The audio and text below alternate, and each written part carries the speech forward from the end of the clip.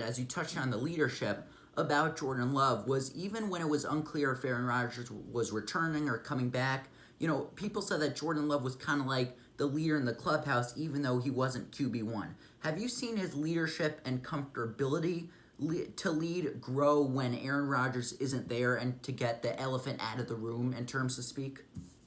I think you can absolutely see that level of comfort, and you can just tell, a little bit more, able to kind of, joke around with the guys. He did a huge long, sort of high five, that was sort of choreographed with Patrick Taylor, and you can just tell he has a connection with a lot of those guys, especially some of the guys that have been there for a couple of years now. So I think we're seeing the Jordan Love personality come out just a little bit more, and I think that's just a lot easier again when that's a difficult situation obviously to come into. He's not only is he following Aaron Rodgers, but obviously Brett Favre before that. So there's been 30 years of MVP quarterback play, and then Aaron's in the room. You're a first-round draft pick. There's a level of awkwardness there, I'm sure. He's had to kind of tiptoe through a lot of different to get until this point. I think now like I said, we're starting to see a little bit more of the real Jordan Love. And you can tell he has a little bit more of that confidence and command out there.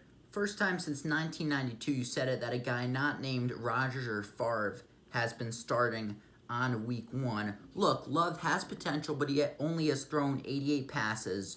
How do you measure success in 2023 with a guy like Jordan Love?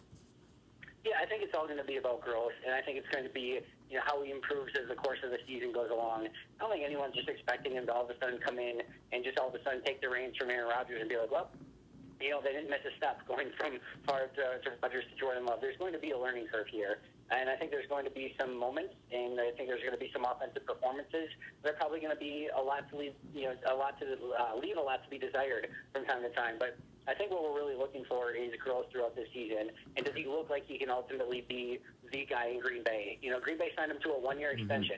He's going to get this year to be the guy. There's nobody in camp that's even remotely going to challenge him for a position this year. If he has an awful season this year, I'm sure they would look at potentially bringing in another quarterback as soon as next year. But I think what Green Bay is really looking for is, does he show growth throughout the season? Do we see some of those flashes? And does he show that he has the ability to be, maybe not right now, but can he be a top 15 quarterback in this league? I think that's what we're ultimately looking for. As we